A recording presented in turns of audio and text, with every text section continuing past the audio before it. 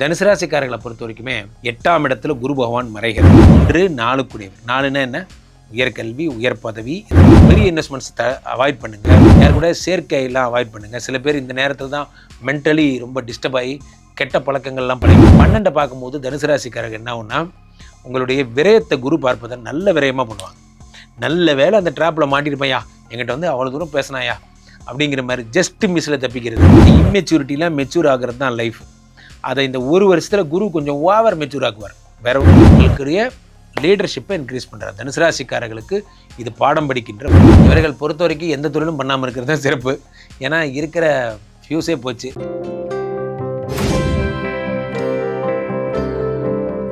உலகெங்கும் இருக்கும் பக்தி இன்ஃபோ நேயர்களுக்கு வணக்கம். நான் உங்கள் பிருந்தா சங்கர். இன்று நம்மோடு சிறப்பு விருந்தினராக இணைந்திருப்பது ஜோதிட உலகின் சூப்பர் ஸ்டார் பிரம்மஸ்ரீ ராம்ஜி பரமஹம்சர் அவர்கள். வணக்கம் சுவாமி. வணக்கம். வணக்கம். இந்த வருடம் ஜூன் 2ஆம் தேதி குரு பயிற்சி வர இருக்கு. இதனால மக்களுக்கு கண்டிப்பா நன்மைகள் தான் பயக்கும் அப்படின்றது நமக்கு அறிந்த உண்மை. மக்களுக்கு எந்த அளவுக்கு சிறப்பா இருக்கும் அப்படின்றது மக்களுக்காக நீங்க. அனைவருக்கும் வணக்கம். இந்த குரு பயிற்சி ஜூன் 2ஆம் தேதி வருகிறதை ஒரு திருநாளாக நாம் கொண்டாட வேண்டும். காரணம் என்னவென்றால் இந்த வருடம் வருகின்ற குரு தான் கடகத்திலே உச்சம் பெற்ற குரு. உச்சம் பெற்ற குரு என்ன செய்வார்? சும்மாவே நிறைய நல்லது செய்வார். உச்சம் பெற்ற குரு என்பதால் அவருக்கு ரொம்ப பிடிச்ச வீடு கடகம். அதனால் குருச்சந்திர யோகம் ஏற்படுகிறது. ஆனால் நிறைய யோகங்கள் இந்த வருடம் வரப்போகிறது.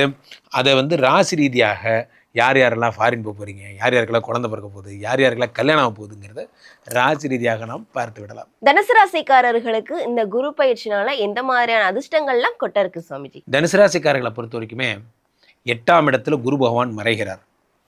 8ஆம் இடத்தில் மறைந்து உச்சம் பெறுகிறார். இது எப்படின்னா, ராம வீட்டு கோழி சோம வீட்டில் முட்டையிட்டதாம். அந்த மாதிரி ஏப்பா உச்சம் பெறுறது பெறுறீங்க, 8ஆம் இடத்துல போய் ஏன்பா உச்சம் பெறுறீங்க?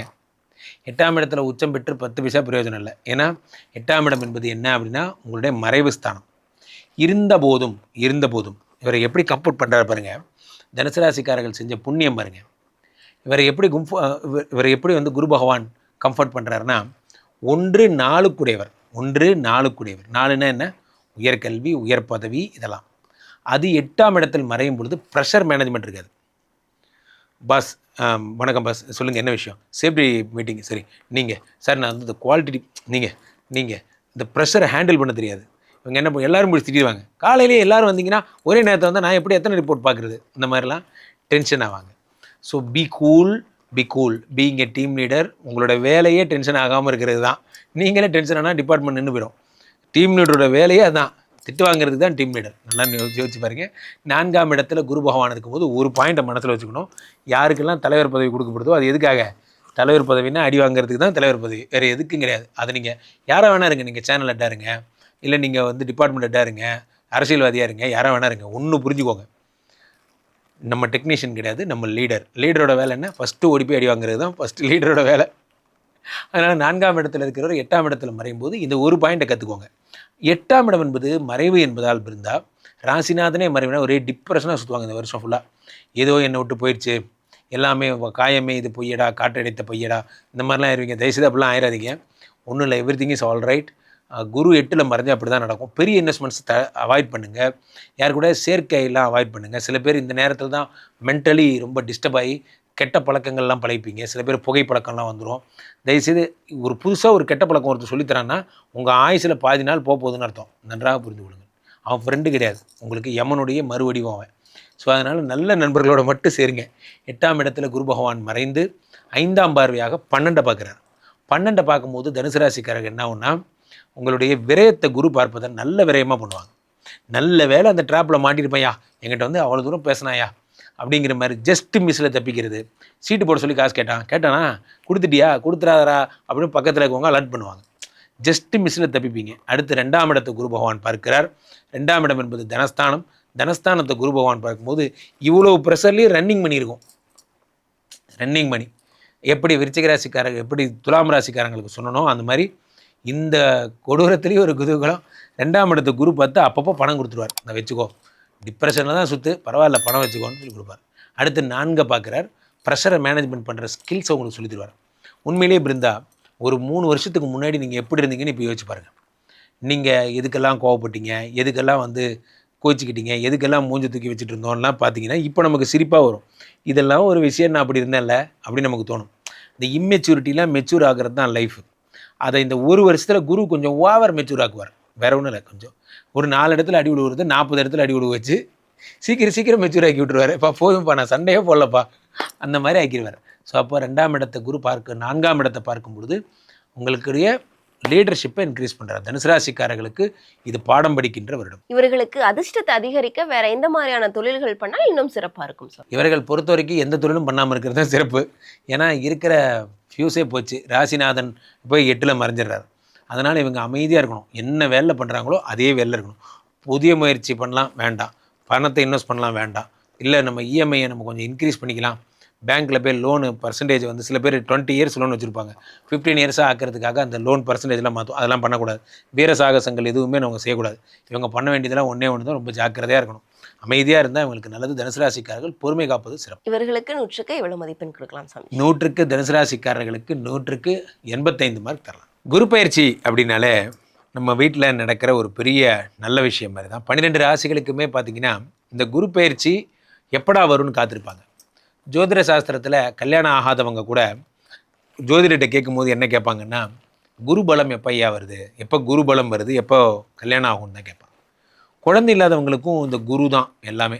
இப்போ குரு மனசு வச்சா தான் கல்யாணம், குழந்தை, வீட்டில் நடக்கக்கூடிய நல்ல விஷயங்கள் எல்லாமே குரு தான்.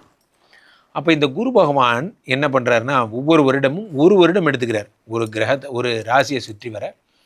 இந்த வருடம் கடகத்திற்கு வருகிறார். மிதுனத்தில் இருந்தார், இப்போ கடகத்துக்கு ஜூன் 2ஆம் தேதி வருகிறார்.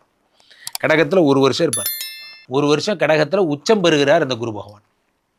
குரு பகவான் கடகத்தில் உச்சம் எனும்போது, உச்சம் பெற்ற குரு பகவான் என்ன பண்ணுறாருன்னா, எப்போவுமே 3 திவ்ய பார்வைகள் உண்டு. குருவை பொறுத்த வரைக்குமே சிறப்பாக சொல்கிறதா இருந்தால் மகர யாழி கடக யாழின்னு சொல்லுவாங்க. மகர யாழினா வேதங்கள் மறைத்து வைத்த இடம். ஒரு முறை இந்த சொல்லுவாங்க, இந்த புராணங்களில் ஹிரண்யாட்சன், இந்த அசுரன்லாம் என்ன பண்ணுறான்னா, அந்த இதை எடுத்துகிட்டு போய் பூமியை எடுத்துகிட்டு போய் பூமி தாயை ஒழிச்சு வச்சுருவான், வேதங்களை ஒழிச்சு வச்சுருவான்லாம், அந்த மாதிரி கதையெல்லாம் வரும். இப்போ அந்த வேதங்களை மறைத்து வைத்த இடம் மகர யாழி என்றும், வேதங்கள் வெளிப்பட்ட இடம் கடகராசி என்றும் சொல்வார்கள். கடகத்தில் குரு உச்சம் பெறும்போது என்ன ஆகும்னா, புத்திர சந்தானத்தை, விவாகத்தை அள்ளி கொடுப்பார். ஜோதிட சாஸ்திரத்தில் 12 ராசிகளில் இந்த குரு கடகத்துக்கு வருவது இதுதான் முதல் தடவை, உச்சம் பெறுவது இதுதான் முதல் தடவை. அதில் கடகத்தில் இருக்கின்ற குரு பகவான் கடகத்திலே இருப்பதால் அது சந்திரனுடைய வீடு என்பதால் அது குரு சந்திர யோகம் என்று அழைக்கப்படுகிறது. அவர் விருச்சிகத்தை பார்க்குறார் 5ஆம் பார்வையாக. அவருக்கு 3 பார்வைங்க, 5, 7, 9. 5ங்கிறது யோக பார்வை, 7ங்கிறது கலத்திர பார்வை, 9ங்கிறது பாக்கிய பார்வை. இப்போ 5ஆம் இடத்தை குரு பார்க்கும் பொழுது அது செவ்வாயுடைய வீடு என்பதால் செவ்வாயை குரு பார்க்கும்போது அது என்ன ஆகும்னா, உங்களுக்கு குரு மங்கள யோகம் என்று அழைக்கப்படுகிறது. இந்த வருடம் இந்த புரட்டாசி மாதம் வாக்கில் செவ்வாய் வந்து கடகத்தில் நீச்சமடைவார். நீச்சமடையும் போது உச்சம் பெற்ற குரு அங்கே தான் உட்காந்துருப்பார். அப்போது 2 பேருமா சேர்ந்து நீச்ச பங்க ராஜயோகம் ஏற்பட போகிறது. அது இந்த வருஷம் தான் நடக்க போகுது. அப்போ குரு மங்கள யோகம். அடுத்து குரு மகரத்தை பார்க்குறார். அவர் மகரத்தை பார்க்கறது சிறப்பு இல்லைங்க. அந்த மகரத்துக்கு ராகு பகவான் இந்த டிசம்பர் 6ஆம் தேதி வரார் மகரத்துக்கு. அவர் வரும்போது இந்த குரு அந்த மகரத்தில் இருக்கக்கூடிய ராகுவை பார்ப்பார். அப்போ என்ன ஆகும்னா, குரு சண்டால யோகம் உருவாகிறது. நோட் பண்ணிக்கிட்டீங்களா?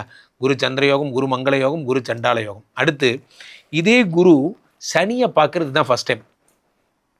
சனி பாட்டுக்கு அவர் வேலையை பார்த்துட்டு இருப்பார். டார்ச்சர் பண்ணுற வேலை அவர் வேலை, நல்லது பண்ணுற வேலை இவர் வேலை. இந்த நல்லது பண்ணுறவர் இந்த டார்ச்சர் பண்ணுறவர் முதல் முறையாக பார்க்குறார்.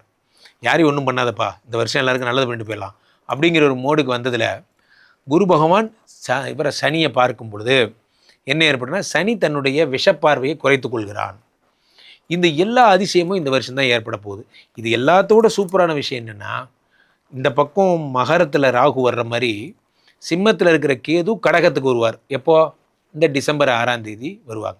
அப்போது குரு கேது சம்பந்தம் ஏற்படும். குரு கேது சம்பந்தம்னா என்ன அப்படின்னா, கோடீஸ்வர யோகம் என்று பொருள்.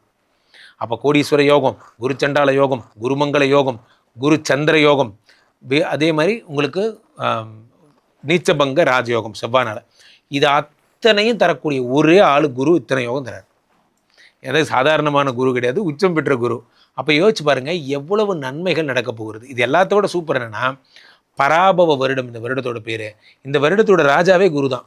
அப்போது இந்த போஸ்டிங்கும் இவர் தான். இப்போ குரு அப்போது இந்த பக்கம் இயர் இன்சார்ஜாகவும் இருக்கார், இந்த பக்கம் ராசிகளில் தலைமை நாயகனாகவும் இருக்கார். அப்போ நினச்சதெல்லாம் சாதிப்பார். என்ன சாதிப்பார்? அதான் நான் ஃபஸ்ட்டே சொன்னேன், யாருக்கெல்லாம் குருபலம் இல்லையோ அவங்களுக்கு குருபலத்தை உண்டாக்கி கல்யாணம், குழந்தை போன்ற விஷயங்கள். தங்க மழை கொட்ட போகிறது முக்கியமான ராசிகளுக்கெல்லாம். யார் இப்போ மேஷராசிக்காரர்களுக்கு, கும்பராசிக்காரர்களுக்கு, மீன ராசிக்காரர்களுக்கு இது ஒரு பொற்செய்தி, ஒரு நற்செய்தி. ஏன் அப்படி சொல்கிறேன்னா, அவருடைய சனி விலக்காயிடுறாரு. அவங்க 7.5 சனி நியாயமாக அனுபவிக்க வேண்டியது, பாத சனியை நியாயமாக கும்பராசிக்காரங்களும், ஜென்ம சனியை நியாயமாக மீனராசிக்காரங்களும் அனுபவிக்க வேண்டியது. ஆனால் குரு பார்த்து அதை கிளியரன்ஸ் பண்ண ஒரு 2.5 வருஷம் அவங்களுக்கு மிச்சம் போன்ற விஷயங்கள் ஏற்படுகிறது. இது வரைக்கும் வாழ்க்கையில் நல்லதே நடக்காத கடகராசிக்காரங்க வாழ்க்கையில் உச்சம் பெறும்பொழுது அவர்கள் தே ஃபீல் ஸோ ஹாப்பி. ஏன்னா அவங்க வீட்டுக்கு தான் குரு பகவான் வந்து எல்லாம் பண்ண போகிறார். ஸோ இனிமேல் கடகராசிக்காரங்க வாழ்க்கையில் காற்றில் அப்படியே என்ன சொல்லுது, ஒரு பெரிய விமானம் மாதிரி காற்றில் இருந்த பட்டம் மாதிரி இருந்தேன் சார், இப்போ நான் பெரிய அண்ணாந்து பார்க்குற மாதிரி ஆகிட்டேன் போன்ற விஷயங்கள் ஏற்படும். இந்த குரு பயிற்சி யாருக்கு நல்லதோ இல்லையோ, பண்டிதர்களுக்கு, படித்தவர்களுக்கு, யாரெல்லாம் தொழில் முனைவர்களுக்கு, மேசராசிக்காரங்களுக்கெல்லாம் 10 பார்க்குறாரு. அதே மாதிரி யார் யாருக்கெல்லாம் வந்து புதிய முயற்சிகள் செய்பவர்களாம் ரொம்ப நல்ல நேரம். கன்னிராசிக்காரர்களுக்கு இப்போ தான் 5 பார்த்து குழந்தை கொடுக்க போகிறார். இப்படி நிறைய பேருக்கு அள்ளி அள்ளி அள்ளி அள்ளி தருகிறார். இது வரைக்கும் துலாம் ராசிக்காரங்களாம் ஜென்ரலாக 10ல் குரு வந்தால் வேலை போயிடும்பாங்க. ஆனால் அவங்களுக்கு வேலையும் பிடுங்கிட்டு இந்த பக்கம் பிளெஸ்ஸிங்கையும் கொடுக்குறாரு, பணத்தையும் கொடுக்குறாரு. ஆக இந்த குரு பயிற்சி மிக அற்புதமான அதிரடி திருப்பங்களுடைய ஒரு மாபெரும் குரு பயிற்சி என்பதில் எந்த சந்தேகமும் இல்லை. அப்போது நம்ம என்ன செய்யணும்? குரு பகவானுடைய கோயிலுக்கு சென்று குரு பகவானை வழிபடணும். குரு பிரம்மா, குரு விஷ்ணு, குரு தேவோ மகேஸ்வரா, குரு சாட்சாத் பரபிரம்மா தஸ்மை ஸ்ரீ குரவே நமஹ சொல்லி பாருங்கள். வாழ்க்கை சித்திர சமாதிகள், ஜீவ சமாதிகள் சென்று பாருங்கள். பிளெஸ்ஸிங்ஸ் பிளெஸ்ஸிங்ஸ் பிளெஸ்ஸிங்ஸ், இது மட்டும்தான் உங்களுக்கு தேவை. வாழ்க்கை மாறப்போகிறது. குரு வந்து விட்டார். இனி வாழ்க்கையிலே நல்லதெல்லாம் ஏற்பட போகுது. கண்டிப்பா ஒவ்வொரு ராசிக்காரர்களுக்கும் எந்த மாதிரியான அதிர்ஷ்டங்கள்லாம் கொட்ட போகுது அப்படின்னு சொல்லிட்டு ரொம்ப தெளிவா சொல்லியிருந்தீங்க. கண்டிப்பா மக்களுக்கு இது ரொம்பவே பயனுள்ளதா இருக்கும். மக்கள் உங்களை தொடர்பு கொள்றதா இருந்தா எப்படி தொடர்பு கொள்றது சுவாமிஜி? மக்கள் என்ன தொடர்பு கொள்றதா இருந்தால் இந்த கீழே போயிட்டு இருக்க இந்த 2 நம்பரை கூப்பிடுங்க. உங்களுடைய சொந்த ஜாதகத்தை பார்த்து கொள்ளுங்கள். உலக புகழ் வாய்ந்த நமது விஸ்வரூப விஷ்ணுமாயா எழுந்தருள் இருக்கக்கூடிய புனிதமான இந்த ஸ்ரீமடத்திலே தினசரி நடக்கின்ற விஷ்ணுமாயா ஹோமங்கள் கலந்து கொள்ளுங்கள். மீண்டும் ஒரு நல்ல பதிவில் சந்திப்போம். நன்றி, வணக்கம்.